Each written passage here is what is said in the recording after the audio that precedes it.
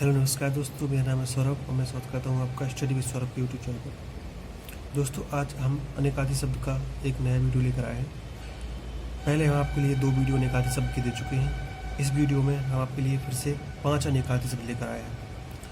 यदि आप किसी भी एग्ज़ाम की तैयारी कर रहे हैं जिसमें हिंदी पूछी जाती है तो उसमें अनेकाधि शब्द का एक आध क्वेश्चन तो पूछा ही जाता है, या फिर उसमें अलंकार पूछे जाते हैं। तो अलंकार, यदि आप अलंकार को अच्छे से करना चाहते हैं तो आपको अनेकाधि शब्द आने चाहिए, या फिर अनेकाधि शब्द का आप एग्ज़ाम में क्वेश्चन को बनाना चाहते हैं तो आपको अनेकाधि शब्द आने चाहिए। तो पहला शब्द आज का है अंबर। तो अंबर हम आकाश को कहते हैं, अंबर हम बादल को कहते हैं, अंबर हम कपड़ा को कहते हैं, अंबर हम कपास को कहते हैं, अंबर हम अभ्रक को भी कहते हैं। और अंबर एक प्रकार का इत्र होता है, यानी कि परफ्यूम होता है, और अंबर एक प्रकार की नज़र होती है। तो इतने सारे शब्दों को हम अंबर कहते हैं। तो चलिए हम जानते हैं कि इनको कैसे याद करें हम। तो अंबर का मतलब आकाश, आपको याद करना पड़ेगा कि अंबर का अर्थ होता है आकाश। अब आकाश और बादल, तो आकाश बादल कहाँ होते हैं? तो बादल होते हैं आकाश। तो आप इस प्रकार याद करेंगे कि आकाश में होते हैं बादल। तो फिर आपको याद करना पड़ेगा कपड़ा। कपड़ा को भी हम अंबर कहते हैं। तो कपड़ा कैसे बनता है? कपास से बनता है, तो हम कपास को भी अंबर कहते हैं। और अभ्रक को भी अंबर कहते हैं। और एक प्रकार का इत्र होता है, एक प्रकार का इत्र यानी परफ्यूम होता है, उसको भी हम अंबर कहते हैं। और अंबर एक प्रकार की एक नज़र होती है, उसको भी हम अंबर कहते हैं। अगला शब्द है अक्षर। अक्षर हम वर्ण को बोलते हैं। अक्षर हम किसको बोलते हैं? वर्ण को। अक्षर शब्द का मतलब होता है जिसका क्षरण ना हो, जिसको हम क्षय ना कर सकें। तो वर्ण को भी हम अक्षर कहते हैं, और शब्द को भी हम अक्षर कहते हैं।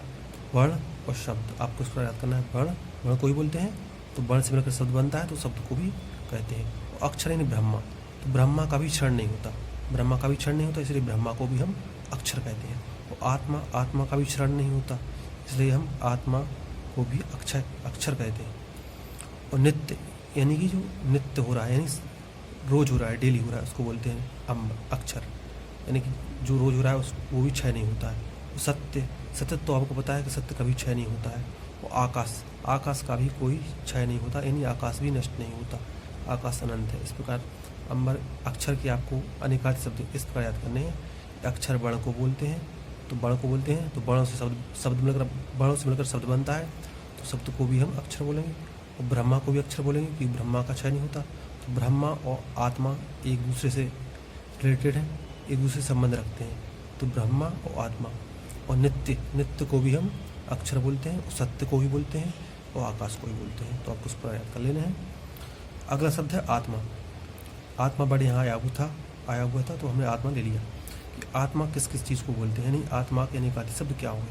तो आत्मा यानी होता है स्वरूप, कि हमारा स्वरूप कैसा है, यानी हमारी आत्मा कैसी, यानी किसी व्यक्ति का स्वरूप कैसा है। तो आप कहते हैं किसी व्यक्ति की आत्मा कैसी, यानी उसका स्वरूप। आत्मा यानी होता है अंतःकरण, यानी कि हमारा मन, वो भी एक प्रकार का आत्मा होती है हमारी। मन यानी अंतःकरण, तो स्वरूप अंतःकरण। और आत्मा यानी परमात्मा को भी हम आत्मा बोलते हैं, परमात्मा को भी हम आत्मा ही बोलते हैं। तो आत्मा मतलब स्वरूप, अंतःकरण, परमात्मा। और ब्रह्मा को भी हम आत्मा बोलते हैं, क्योंकि ब्रह्मा परमात्मा ही तो है। तो स्वरूप, अंतःकरण, परमात्मा, ब्रह्मा। और अग्नि और सूर्य, इनको भी हम आत्मा ही बोलते हैं। अग्नि भी आत्मा होती है एक प्रकार से, क्योंकि व्यक्ति का जब दाह संस्कार किया जाता है तो वो अग्नि में ही किया जाता है, तो वहाँ से कहते हैं कि आत्मा निकल जाती है, व्यक्ति की शरीर रह जाता है। तो अग्नि और सूर्य को भी हम आत्मा ही बोलते हैं, क्योंकि सूर्य हमारे पूरे ब्रह्मांड के लिए प्रकाश देता है, तो वो एक प्रकार की आत्मा का कार्य करता है पूरे ब्रह्मांड के लिए। ऊर्जा देता है सूर्य पूरे ब्रह्मांड में, तो सूर्य क्या पूरे ब्रह्मांड की आत्मा ही है। अगला शब्द है गो। गो शब्द के बहुत सारे अनेकार्थी शब्द हैं। गो का अर्थ होता है गाय, बैल, सांड, घोड़ा, नदी, जल, दिशा, इंद्रिय, इंद्र का वज्र, तारे, आकाश, पृथ्वी, वाणी, सरस्वती और माता। इतने सारे गो के अनेकार्थी शब्द हैं। इनको हमने एक क्रम में जमाया हुआ है। आपको कई सारी बुक्स में ये मिलेंगे, तो इनका क्रम इस क्रम में नहीं होंगे, ये बिखरे हुए आपको मिलेंगे। कोई शब्द कहीं मिलेगा। हमने इन शब्दों को एक क्रम में अरेंज किया हुआ है, जैसे कि गाय, बैल, सांड, घोड़ा, ये चारों जंगल में रहने वाले जानवर हैं या फिर बोल सकते हैं पालतू जानवर हैं। तो इनको हमने एक क्रम में जमा दिया है, यानी कि जानवर हैं, जानवरों को एक क्रम में जमा दिया है कि गाय जाति का ही बैल होता है, बैल को भी हम गाय की जाति के में लेते हैं, और सांड भी उसी का रूप होता है, बैल का ही रूप होता है एक तरीके से। तो गाय, बैल, सांड, और घोड़ा भी पालतू जानवर है। तो इस प्रकार हमने इन चारों जानवरों को एक तरफ ले लिया है, एक जगह ले लिया है, ताकि याद करने में आसान हो आपके लिए। तो गाय, बैल, सांड, घोड़ा। तो गो मतलब होता है एक तरीके से इंग्लिश में होता है गो का अर्थ जाना। तो गो मतलब जाना। तो कौन जाता है? नदी। नदी बहती है ना, जाती मतलब बहती है। तो कौन बहता है? नदी। और नदी में क्या होता है? जल। तो नदी का जल, तो नदी का जल एक दिशा में बहता है। तो आपको इस प्रकार याद करना है कि नदी जल दिशा, यानी कि नदी का जल एक दिशा में बहता है। तो नदी जल दिशा, ये सभी गो के अनेकार्थी शब्द होंगे। अगला शब्द है इंद्रिय। तो इंद्रिय यानी कि जो इंद्र से संबंधित है उसको हम गो बोलेंगे। जो भी चीज़ इंद्र से संबंधित होगी उसको भी हम गो बोलेंगे। जैसे कि इंद्र का वज्र, तो इंद्र से संबंधित है इंद्र का वज्र, तो इंद्र का वज्र को भी हम गो बोलते हैं, इंद्र के वज्र को भी। तारे को भी हम गो बोलते हैं, क्योंकि तारे भी गमन करते रहते हैं, हमें ऐसा लगता है। तारे, आकाश, क्योंकि तारे कहाँ पाए जाते हैं? आकाश में। तारे, आकाश। और पृथ्वी को भी हम गो बोलते हैं, पृथ्वी को भी हम गो बोलते हैं। तो तारे, आकाश, पृथ्वी, और वाणी को भी हम गो बोलते हैं, वाणी को भी हम गो बोलते हैं। और सरस्वती को भी हम गो बोलते हैं, और माता को भी हम गो बोलते हैं। हम ऐसा बोल सकते हैं कि वाणी हमें कौन देता है? तो वाणी हमें सरस्वती माता देती हैं, वाणी हमें सरस्वती माता देती हैं। तो इस प्रकार गो के आपको अनेकार्थी शब्द याद करना है कि गो का अर्थ पहले हम 4 जानवरों को ले लेते हैं जो हम पालतू जानवर होते हैं हमारे, गाय, बैल, सांड, घोड़ा।